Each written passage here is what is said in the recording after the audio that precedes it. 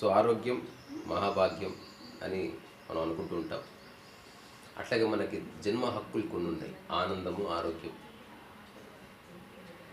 So అనుకోకుండా YouTube ద్వారా ఒక మిత్రుడు పరిచయం అయ్యాడు, కపుల్, పేరెంట్స్ లాగా. సో వాళ్ళకు వెనక ఒక చిన్న బ్యాక్ స్టోరీ ఉంది. సో ఎవరికైనా ఊబకాయం ఉంటే ఎంత అవస్థనో మనకు తెలుసు. ఇప్పుడు ఇప్పుడు ఈ వ్యక్తి ఒకప్పుడు ఎన్ని కిలోలు ఉన్నాడంటే దాదాపు 100 కిలోల వరకు ఉన్నాడు. 92 అంటే చాలా ఎక్కువే. 92 అంటే ఇప్పుడు ఎంత ఉన్నారు? 66. సో 92 నుంచి 66కి ఒక జర్నీ వచ్చింది. సో ఆ బాడీ ట్రాన్స్ఫర్మేషన్లో మీరు ఎదుర్కొన్న, అంటే లావ్ అయిపోయినప్పుడు ఎదుర్కొన్న సమస్యలు ఉన్నాయి కదా, అది జస్ట్ క్లుప్తంగా చెప్పండి. అంటే నా లైఫ్ స్టైల్ బాగుండకపోవడం వలన మొత్తం నేను బాగా వెయిట్ పెరిగిపోయాను. ఆ వెయిట్ పెరగడంతో ఏంటంటే నాకు అరికాళ్ళలో స్పర్శ తగ్గిపోయి ఈ లెఫ్ట్ సైడ్ అంతా నమ్మైపోతూ ఈ షోల్డర్స్ అన్నీ భయంకరమైన నొప్పులు. ఇది కాక నాకు ఒక 10 అడుగులు వేస్తే కూడా ఆయాసం, ఒక్క ఫ్లోర్ కూడా నేను ఎక్కలేను. ఈ పరిస్థితి జరుగుతున్నప్పుడు నాకు అంటే తర్వాత నాకు అర్ధరాత్రిళ్ళు కూడా నిద్ర పట్టేది కాదు. ఏంటంటే నాకు పక్షవాతం వచ్చి పడిపోతుందా బాడీ అంతా అని చెప్పి పోతాననే భయం లేదు, కానీ మంచంలో పడతానేమోనన్న భయం మాత్రం నాకు బాగా ఉండేది. ఆ టైంలో నాకు మనవరాలు కూడా పుట్టింది. ఆ మనవరాలను ఎత్తుకోవడానికి కూడా నాకు ఈ లెఫ్ట్ హ్యాండ్ నాకు కోఆపరేట్ చేయలేదు. ఆ రోజున మాత్రం నేను మొదటిసారిగా బాధపడ్డాను.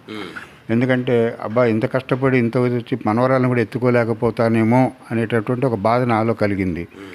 ఆ టైంలో మా మిస్సెస్ ఈ కార్డియాక్ అరెస్ట్ నాకు 2017 September 9th night cardiac arrest అయింది. ఆ కార్డియాక్ అరెస్ట్ అవ్వడానికి కారణం హై బీపీ వల్ల అయిందని చెప్పి తర్వాత డాక్టర్లు చెప్పారు. అప్పటికి నాకు బీపీ ఉందన్న సంగతి కూడా నాకు తెలియదు. అయితే ఆ అర్ధరాత్రి అట్లా కార్డియాక్ అరెస్ట్ అవ్వడంతో నన్ను 7 రోజుల వెంటిలేటర్ మీద ఉంచారు. 7 రోజులు అయిన తర్వాత నేను కాన్షియస్లోకి వచ్చాను. కాన్షియస్లోకి వచ్చిన తర్వాత అప్పుడు నాకు తెలిసింది ట్రీట్మెంట్ ఏదో జరుగుతోంది అన్న సంగతి. కార్డియాక్ అరెస్ట్ అయిన సంగతి కూడా నాకు తెలియదు. 7 days తర్వాత తెలిసింది నా గుండె ఆగిపోయింది అన్న సంగతి. ఆ తర్వాత మెల్లిగా వాళ్ళ మెడికల్ ట్రీట్మెంట్ అంతా చేశారు, నన్ను డిశ్చార్జ్ చేశారు. చేసిన తర్వాత లైఫ్ స్టైల్ మార్చుకోండి మీరు, లేకపోతే మళ్ళీ ఇబ్బంది పడతారు అని అన్నారు. అయితే లైఫ్ స్టైల్ మార్చుకోవడం ఏంటి అనేది నాకేం అర్థం కాలేదు. యాక్చువల్గా అసలు వాట్ ఈజ్ లైఫ్ స్టైల్ అంటే నాకేం అర్థం కాలేదు. పొద్దున్నే లేస్తున్నాం, తింటున్నాం, తిరుగుతున్నాం కదా అని అనుకున్నాను తప్ప అది చేసేదంతా క్రమ పద్ధతిలో చేయాలి, తర్వాత ఆహారం ఏ రకంగా తీసుకోవాలి, ఎట్లా తీసుకోవాలి, ఎంత నీళ్లు తాగాలి అనేది కూడా నాకేమీ తెలియదు. ఆ తెలియకుండా జరుగుతున్న జర్నీలో నాకు వెయిట్ పెరిగిపోయాను. ఆ వెయిట్ పెరగడం వల్ల నాకు చాలా హెల్త్ ఇష్యూస్ వచ్చినాయి. ఆ హెల్త్ ఇష్యూస్ అన్నింటినీ బాధపడుతున్న టైంలో మా మిస్సెస్ ఒక కమ్యూనిటీ పరిచయం చేసింది. ఆ పరిచయంలో నేను కూడా యాక్చువల్గా నమ్మనట్టుగానే దీంట్లో ప్రారంభం చేశాను, చూద్దాము అని. ఆ చూస్తున్న క్రమంలో నాకు ఒక 2-3 రోజులు అయ్యేసరికి బాడీ తేలిక పడుతూ వచ్చింది. ఆ తేలిక పడుతున్న క్రమంలో నేను మెల్లిమెల్లిగా వెయిట్ రెడ్యూస్ అవుతూ వచ్చాను. అట్లా నాకు ఈ అరికాళ్ళలో స్పర్శ రావటము, లెఫ్ట్ సైడ్ నమ్నెస్ తగ్గడము, ఆయాసం తగ్గడము, ఇవన్నీ తగ్గుతూ వచ్చినాయి. ఇవాళ నేను మిమ్మల్ని ఆపుతూ ఒక మాట అంటాను. సో ఇప్పుడు మనకి చాలా హెల్త్ సిస్టమ్స్ ఉన్నాయి. ఇప్పుడు మంతెన గారి హెల్త్ సిస్టము, వీరమాచినేని, లేకపోతే NDS, సో మెనీ మెథడ్స్ ఉన్నాయి. అట్లాగే మెడిసినల్ మెథడ్స్ కూడా ఉన్నాయి. సో వీళ్ళు ఏదో ఒక మెథడ్ని అడాప్ట్ చేసుకొని హెల్త్ వచ్చింది అని చెప్పారు. సో ఆ ప్రొడక్ట్స్ గురించి కానీ దాని ప్రమోషన్ కానీ సంబంధించిన వీడియో కాదు ఇది. సో వాళ్ళల్లో ఏ ట్రాన్స్ఫర్మేషన్ వచ్చిందని చెప్పడానికే వాళ్ళు ఇష్టం చూపించారు కాబట్టి నేను యాక్చువల్లీ రికార్డ్ చేస్తున్నా. అది డిస్క్లైమర్. అంటే ప్రాపర్ మార్నింగ్ ప్రోటీన్, మా breakfast replacement, night dinner replacement, అది కాక low calorie high protein food తీసుకోవడం వలన ఏదైతే క్యాలరీస్ పెరిగి అవి ఖర్చు పెట్టుకోలేని పరిస్థితి ఏదైతే ఉందో, ఇక్కడ మేము తీసుకునేదే లో క్యాలరీ ఫుడ్ తీసుకోవడం వల్ల నా బాడీలో ఉన్న వేస్ట్ అంతా కూడా వెళ్ళిపోయి ఫ్యాట్స్ అన్నీ కూడా కరిగిపోయి నేను ఇవాళ దాదాపుగా ఐడల్ వెయిట్కి రావడం జరుగుతుంది. ఐడల్ వెయిట్కి రావడం ఒకటే కాకుండా నేను ఈ కమ్యూనిటీకి వచ్చినప్పుడు నా ఇన్నర్ ఆర్గన్స్ ఏజ్ వచ్చి 76 ఏజ్ చూపించింది. అప్పుడు నా ఫిజికల్ ఏజ్ 62 years. నా లోపల ఆర్గన్స్ 76 years. ఇవాళ నా ఫిజికల్ ఏజ్ 63, నా ఇన్నర్ ఆర్గన్స్ వచ్చి 62 years. సో అంటే నా లోపల ఆర్గన్స్ అన్నీ కూడా నా ఏజ్కి తగ్గట్టుగా పారామీటర్స్ మారి రివర్స్ అంటే యాంటీ ఏజ్లోకి వచ్చాను. ఇది ఇట్లా మొత్తం అంతా ఒక సిస్టము, ఒక కమ్యూనిటీ నాకు హెల్ప్ చేయడం వల్ల నాకు ఇది వచ్చింది. బరువు తగ్గక ముందు, బరువు ఉన్నప్పుడు ఏమిటి తేడా? బరువు తగ్గక ముందు, బరువు ఎక్కువగా ఉన్నప్పుడు ఏంటంటే ఏ పని చేయబుద్ధి అయ్యేది కాదు. అసలు ముందు బాడీ కదలడమే ఇబ్బందిగా ఉండేది. ఎక్కడికన్నా వెళ్ళాలన్నా చేయాలన్నా. ఇప్పుడు ఎక్కడైనా ఒక 2 ఫ్లోర్లు ఎక్కాలి అని అంటే అబ్బా 2 ఫ్లోర్లు ఎక్కడ నా వల్ల కాదు కాబట్టి వాళ్ళు ఎవరైనా కిందికి వస్తే మాట్లాడాలి, లేకపోతే కామ్గా పని మొదలేయాలి. తర్వాత ఇంకోటి ఏంటి అని అంటే ఈవెన్ బండి నడిపిస్తున్నప్పుడు కూడా స్టాండ్ వెయ్యాలి తీయాలంటే కూడా ఆయాసం. తర్వాత రాత్రి పడుకున్నప్పుడు ఒక జనరేటర్ ఆన్ చేసినంత సౌండ్ గురక. సో ఈవిడ పక్క గదిలోకి కూడా వెళ్ళి పడుకోవాల్సిన పరిస్థితి కూడా ఏర్పడింది. ఆ తర్వాత ఎప్పుడైతే నేను ఈ వెయిట్ తగ్గుతూ వచ్చానో ఆ వెయిట్ తగ్గడం వలన నాలో యాక్టివ్నెస్ పెరిగింది. ఇప్పటికి నేను రోజు 4 o'clock లేస్తాను పొద్దున, రాత్రి 10 గంటలకు పడుకుంటాను. ఈ మధ్యలో నేను పడుకోను. కాకపోతే ఏంటంటే టోటల్ ఎనర్జీ లెవెల్స్ అన్నీ కూడా నాకు మార్నింగ్ 4 o'clock ఏ ఎనర్జీ లెవెల్స్ ఉంటే రాత్రి 10 గంటలకు కూడా అదే ఎనర్జీ లెవెల్స్ మెయింటైన్ అవుతాయి. సో ఇప్పుడు నేను ఉద్యోగం కానీ నా అంటే మైండ్ కూడా ఇది అంటే బాడీ మైండ్ అంటే బాడీ ఒకటే ట్రాన్స్ఫర్మేషన్ కాకుండా మైండ్ కూడా అంటే గతంలో ఎందుకు బతుకుతున్నానో అర్థమయ్యేది కాదు, కానీ ఇప్పుడు బతకాలి అనేటటువంటి కాంక్ష పెరిగింది. తర్వాత నేను 10 మందికి హెల్ప్ అంటే ఇప్పటిదాకా ఒక గమ్యం కానీ నేను ఎందుకు పుట్టానని చెప్పి కూడా నాకు అప్పుడప్పుడు అనిపిస్తూ ఉండేది. కానీ ఇవాళ నాకు ఒక పర్పస్ దొరికింది. నేను ఏదైతే బాడీ మైండ్ ట్రాన్స్ఫర్మేషన్ చేసుకున్నానో అది మిగతా వాళ్ళకు కూడా హెల్ప్ అవ్వచ్చు అనేటువంటి ఉద్దేశంలోనే నేను మిమ్మల్ని కలిసాను. నమస్కారం. తర్వాత మీరు చెప్పే కంటే ముందు నన్ను ఎట్లా అంటే మీ వీడియోస్ అన్నీ నేను కనెక్ట్ అవుతూ వచ్చాను. అంటే మామూలుగా ఏంటంటే నేను గతంలో చాలా స్పిరిచువాలిటీ వల్లనే ఏదో అవుతుంది, పూజల వల్ల అవుతుంది, వాటి వల్ల అవుతుంది, వీటి వల్ల అవుతుంది అని చెప్పి ఒక మూఢ విశ్వాసంలో ఉండేవాడిని. ఆ మూఢ విశ్వాసంలో నుంచి బయటకు వచ్చాను. బయటకు వచ్చిన తర్వాత ఒక 5 ఏళ్ల కిందట ఇదంతా ఏదో కాదు, సంథింగ్ ఏదో ఉంది, యూనివర్స్ని మొత్తం నడిపిస్తున్న ఒక శక్తి ఉంది. ఆ శక్తి మొత్తం జగత్తుని నడిపిస్తుంది, ప్రతి జీవకోటినంతా అదే శక్తి నడిపిస్తుంది అనేది నాకు ఇది ఉంది. ఆ ఆలోచన చేస్తున్న టైంలో మీ వీడియోస్ నాకు కనెక్ట్ అయినాయి. కనెక్ట్ అయినప్పుడు ఏమైందనంటే మనిషి యొక్క స్వభావము, మనిషి యొక్క అంటే మీరు ఒక మాట చెప్పారు. మీ మాట నాకు ఎందుకు కనెక్ట్ అయిందనంటే ఆలోచన విధానం మారితే నీ జీవన విధానం మారుతుంది, నీ జీవన విధానం మారితే నీ ఆరోగ్యం మారుతుంది అనేది ఒకసారి ఒక వీడియోలో మీరు అన్నారు. ఆ లైన్ నాకు కనెక్ట్ అయింది. ఆ లైన్ నాకు కనెక్ట్ అవ్వడంతో మిమ్మల్ని ఎట్లన్నా కలవాలి, అంటే ఏదైతే నాకు లోపల ఉందో అది నాకు బయటికి చెప్పుకోవడానికి అవకాశం దొరుకుతుందనే ఉద్దేశంలో నేను ఈ జర్నీలో మిమ్మల్ని కలిశాను. చాలా సంతోషం. అమ్మ నువ్వు చెప్పు. నమస్తే సార్. అమ్మ కొడుకని మళ్ళీ సార్ అంటావు.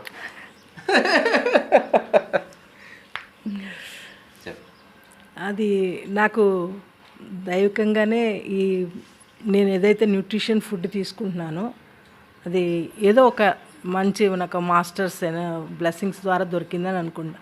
ఎందుకంటే ఎప్పుడు ప్రతినిత్యం నేను చిన్నప్పటి నుంచి ఒబెసిటీ అంటే నాకు చిన్నప్పుడు ఒక బ్లడ్ వామిటింగ్స్ అయ్యి అప్పటి వరకు చాలా ఇట్లా ఊరితే పడిపోయేటట్టుగా అంత వీక్గా నీరసంగా ఉండేదాన్ని. అలా బ్లడ్ వామిటింగ్స్ అయ్యి ఒక టీనేజ్కి అంటే 13 years అట్లా వచ్చేసరికి అలా విపరీతంగా ఫుడ్ని కూడా నేను బాగా ఎప్పుడు ఏం తింటున్నానో, ఎంత తింటున్నానో, ఎలా తింటున్నానో తెలియకుండా బతికినమ్మా ఇదనమాట. దీంతో ఏంటంటే షుగరు ఈ లెక్క చేసేదాన్ని కాదు.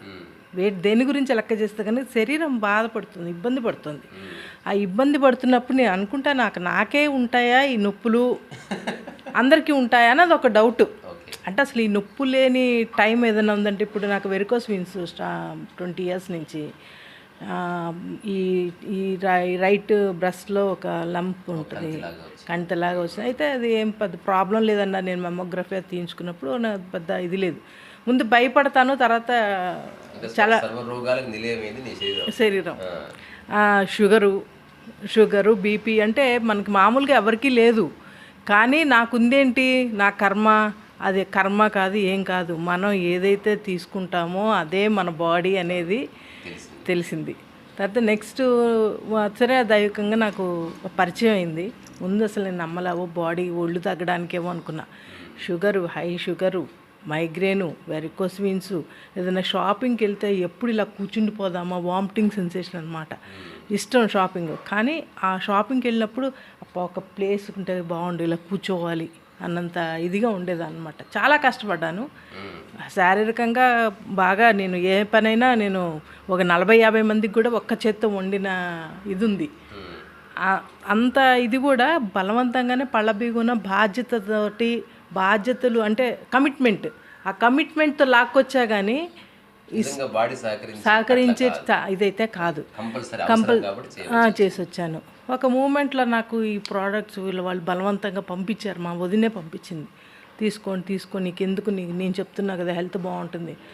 అది నాకు ఇప్పుడు అది ఊరికే బాడీ తగ్గడానికి అనుకున్నా, కానీ నాకు హెల్త్ ఇంత బాగుంటుంది అనేది మటుకు నాకు తెలీదు. సరే ఇష్టంగానే తీసుకున్నా. ఎందుకో 3 days అవ్వగానే బాడీ తేలిగ్గా ఇలా చాలా నాకు తెలియని జోష్ వస్తున్నట్టుగా అనిపించింది. ఇంకా అలా నేను ప్రతిరోజు కమ్యూనిటీకి మార్నింగ్ ఈవినింగ్ వాళ్ళ దీనికి ఇచ్చేయడం, నాకు ఇన్ఫర్మేషన్ వల్ల ఏంటంటే మన బాడీలో మన బాడీకి మనమే డాక్టర్స్ అవ్వాలి. మన బాడీ గురించి ఏం తెలియదు, ఊరికినే పైన ఇది అంటే వస్తువుల్ని వాడుకోవాలి, బాడీని జాగ్రత్తగా చూసుకోవాలి అనేది ఒక ఇది. కానీ మనం ఏం చేస్తున్నాము, వస్తువుల్ని జాగ్రత్తగా చూసుకుంటున్నాం, మనుషులను తర్వాత ఈ దీంట్లో మీరు ఒక మాట చెప్పారు, నా నేస్తాం అని అంటారు. ఎవడు నీ నేస్తం కాదు, ఆఖరి శ్వాస వరకు నీతోటి ఉండేది నీ బాడీ మాత్రమే.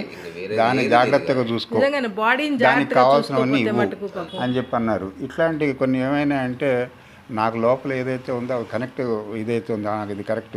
అంటే మనం 10 మందికి హెల్ప్ అవ్వాలి, మనం 10 మందికన్నా హెల్ప్ చేయగలగాలి. పుట్టినందుకు ఎవరైతే సఫర్ అవుతున్నారో, రకరకాల ఇబ్బందులు, రకరకాల అనారోగ్యాలతో, రకరకాల చాలా బాధపడుతున్నారు, చిన్న హెల్ప్ అవుతుంది అని చెప్పి. ఇప్పుడు వీళ్ళు ఏదైతే ఒక ప్రొడక్ట్ వాడి హెల్తీగా మారామంటున్నారో, that is not medicine, food supplement లాంటిది. ఇప్పుడు అమెరికాకి వెళితే ర్యాకులు తింటే ఫుడ్ సప్లిమెంట్స్ అమ్ముతారు, 50+, 40+, 70+. So that is general medicine. ఇప్పుడు మనం మొలకలు చేసుకొని ఎలా తింటాం, అది కూడా ఒక ఫుడ్ సప్లిమెంట్. లేకపోతే జ్యూస్ తాగుతాం, ఫుడ్ సప్లిమెంట్. సో అట్లాంటిది ఒక ఫుడ్ సప్లిమెంట్ని వీళ్ళు ఇంప్లిమెంట్ తీసుకుంటున్నారు, దానివల్ల చెప్తున్నారు. సో ఆ ఫుడ్ సప్లిమెంట్ ఏమిటి నేను చెప్పట్లేదు, ఎవరికైనా తెలుసుకోవాలనిపిస్తే మీ నెంబర్ ఇవ్వచ్చా? డిస్క్రిప్షన్లో వీళ్ళు నెంబర్ పెడతాను, నాకు సంబంధం లేదు. నాకు కూడా అవసరమైతే వాళ్ళు కాంటాక్ట్ చేసి తీసుకుంటారు. కానీ this is not doing out of promotion, అంతే, అంతవరకు. ఏదైనా అంటే మా ఆనందాన్ని మీతో షేర్ చేసుకున్నామని చెప్పి ఒకటి, అంతవరకు. లేకపోతే మీరు ఒకటి. రెండో విషయం ఏంటి అని అంటే, మనం ఏదైతే పొందామో అది ఇంకోళ్ళకి హెల్ప్ అవ్వచ్చేమో అని చెప్పి ఒకటి. మాట సహాయం మాత్రమే. కాబట్టి ఇంకోటి ఏంటంటే, మాకు ఏదైతే నేను యాక్చువల్గా కూడా నేను ఎంతమంది డాక్టర్ల దగ్గర తిరిగానో నాకు తెలియదు. సైలెంట్గా తిరుగుతూ ఉండే, అంటే నా లోపల ఉన్న బాధలన్నీ కూడా పోలీస్ దెబ్బలలాగా ఉండేవి. బయటికి ఏమి కనిపించేవి కాదు, లోపల మాత్రం నాకు విపరీతమైన బాధ ఉండేది. ప్రతి కదలికలో పెయిన్ ఉండేది. సో ఇక్కడ దాంతో ఏమైంది అని అంటే, ఏదో జీవోత్సవంలాగా తిరుగుతూ వచ్చాను. 62 సంవత్సరాలు అట్లా గడిచిపోయింది, కానీ ఏమవ్వలేదు. తర్వాత ఇప్పుడు అందరూ హ్యాపీగా ఉన్నాను అందరూ అంటున్నారు. ఇదివరకటి కంటే యాక్టివ్గా తిరుగుతున్నాను, యాక్టివ్గా ఉండేసరికి ఎట్లా అయింది ఏంటి అని అడుగుతారు, డెఫినెట్గా అడుగుతారు. అంటే దానికి తగ్గట్టుగానే నేను కూడా కొద్దిగా అంటే మీ ఫోటో చూపించండి ఒకసారి.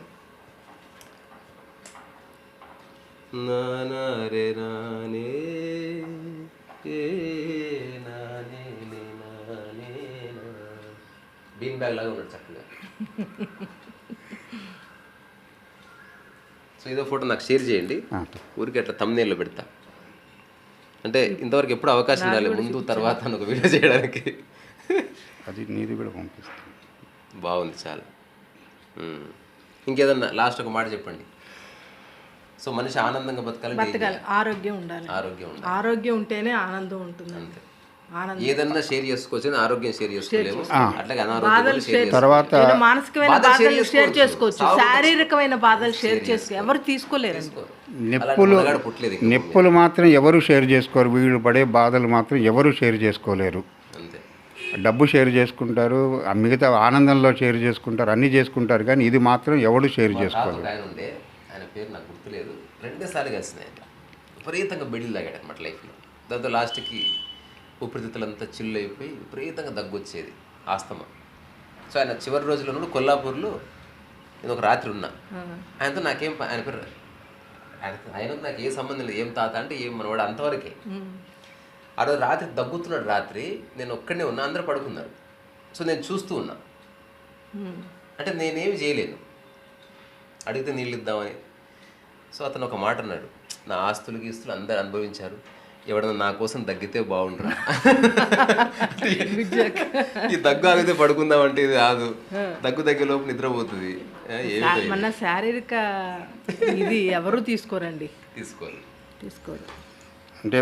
అంటే మేము మా పిల్లలకి ఏమి ఆస్తి ఇవ్వడానికి ఏం లేదండి మా దగ్గర. మేము ఇప్పటిదాకా ఉద్యోగాల మీద వాటి బాధపడ్డా మీకేమి ఇవ్వలేకపోయాము అంటే, మా పిల్లలు ఏమన్నారంటే, మమ్మీ మీరిద్దరు ఆరోగ్యంగా ఉంటే మా కోట్ల రూపాయలు ఆస్తి ఇచ్చినట్టు మమ్మీ, ఎందుకంటే మేము టెన్షన్ తోటి అంటే ఇప్పుడు మా డబ్బులు మేము సేవ్ చేసుకోలేదు. మేము అనారోగ్యం పాలైతే వాళ్ళు కష్టపడి సంపాదించిన డబ్బులు కూడా మేము తినేయవలసి వస్తుంది. సో మేము అనుకున్న అల్టిమేట్గా మేము ఇద్దరం ఒక నిర్ణయానికి ఏమొచ్చాము అంటే, ఈ ఎత్తు మీద ఎంతకాలం ఉంటామో మనకు తెలియదు, ఉన్నంతకాలం మాత్రం హ్యాపీగా ఆనందంగా వాళ్ళకి ఏ విధమైన ప్రాబ్లం కాకుండా వాళ్ళ ఉద్యోగాలు వాళ్ళు ప్రశాంతంగా చేసుకోవాలి. ఎందుకంటే మా అబ్బాయి బెహ్రీన్లో ఉంటాడు, మా అమ్మాయి బెంగళూరులో ఉంటుంది, వాళ్ళ కాపురాలు వాళ్ళ కమిట్మెంట్స్ వాళ్ళకు ఉన్నాయి. వాళ్ళకి మేము బర్డెన్ అవ్వకూడదు అనేది ఒక మెయిన్ సంకల్పం. ఒకసారి ఒక 2 lakhs వచ్చినాయి మమ్మీ నాకు బోనస్గా అని చెప్పి అన్నాడు. ఆ 2 lakhs నా హాస్పిటల్కి అయిపోయింది, గంటలో అయిపోయింది. అంటే ఆ టైంకి అలా వచ్చినాయని సంతోషించాలా లేకపోతే నాకు అర్థం కాలేదు అసలు. పాప డబ్బు అంతా పాప ఆనందంగా మమ్మీ ఏదైనా కొనుక్కుంటావా అని అడిగాడు. అసలు మంచి బ్యాక్గ్రౌండ్ స్కోర్ పెడితే భలే ఉంటుంది.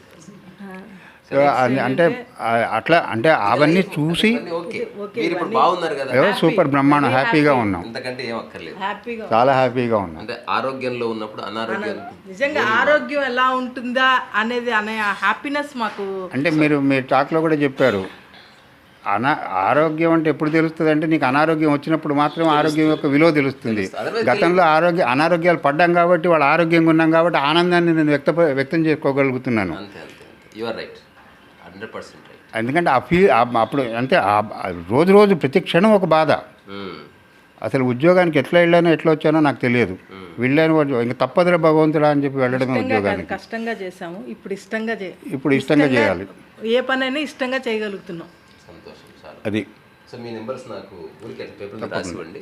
తప్పకుండా ఎవరికైనా హెల్ప్ అయితే ఎవరికి ఇప్పుడు 1 కోటి మందిలో ఒక్కరికి హెల్ప్ అయినా సరే మా జీవితం ఒక హ్యాపీ. తర్వాత అంటే మీ టాక్లలోనే విన్నాను, 1000 మందిలో వాళ్ళు చెప్తున్నప్పుడు ఒక్కళ్ళు క్యాచ్ చేస్తే చాలు, ఒక్కళ్ళు కూడా ఇదైతే చాలు. ఇప్పుడు నాకేంటంటే ఈ అనంతమైన శక్తిని ఒకటి నడిపిస్తుందో, ఆ నడిపించే శక్తి ఉంది అని చెప్పి మిగతా ఎప్పుడైతే అన్నారో మీరు ఈ ఏదైతే నాకు ఫస్ట్ ఆఫ్ ఆల్ నా మైండ్లో ఉన్న దానికి ఈ పూజలు పునస్కారాలు ఇవన్నీ నాకు ఇది లేదు. అట్లా కాకుండా ఏంటంటే నా స్వభావం ఏంటో నాకు ఈ రోజుకి అర్థం కావట్లేదు. వాట్ టైం అనేది నాకు అర్థం కావట్లేదు, నా మైండ్ ఏంటో నాకు అర్థం కావట్లేదు. అర్థమైనట్టుగా అర్థమవుతోంది, టక్కున మాయమైపోతుంది. అది ఇప్పుడు బండి మీద వస్తున్నప్పుడు కూడా వాడు బ్రేక్ వేస్తే అని అనిపిస్తుంది, మళ్ళీ వద్దు అని మళ్ళీ వెనక్కి. అంటే ఏదో మొత్తం మీద మాత్రం ఇది ఆలోచిస్తోంది. ఏదో కాదు ఇప్పుడు అనవసరంగా ఇక్కడ నేను ఇరిటేట్ అవ్వకూడదు అని చెప్పి చెప్తోంది అది. ఓకే రైట్, కొంతకాలానికి అవుతుంది, డెఫినెట్గా అవుతుంది. మనం ప్రయత్నం చేయగా డెఫినెట్గా అంటే మనం మారాలి. ముందు మీరు చెప్పినట్టుగా ఎవరినో మార్చడం కాదు, అసలు మనం మారితే మీరు పరిచయం అవ్వటానికి ఫస్ట్ కారణం నువ్వు ఎవరిని మార్చుకో, నిన్ను నువ్వు మార్చుకో అనేటటువంటి ఆ వీడియో ఒకటి విని అక్కడ కనెక్ట్ అయ్యాను ఫస్ట్ థింగ్. అది యాక్చువల్గా అప్పుడు నాకు అప్పుడు ఆలోచించడానికి మొదలైంది, ఎవరిని నేను మార్చొద్దు, నన్ను నేను మార్చుకోవాలి. ఎవరిని నేను మార్చలేను, నన్ను నేను మార్చుకోగలను అనేది నాకు అక్కడ అర్థమయ్యి అక్కడి నుంచి ఆలోచించడం మొదలైంది. ఆలోచించిన తర్వాత మెల్లిమెల్లిగా నన్ను మార్చుకోవడానికి నేను ప్రయత్నం చేస్తున్నాను. ఓకే, మరి థ్యాంక్ యూ. మళ్ళీ కలుద్దాం అమ్మ నాన్న. Thank you. బాయ్.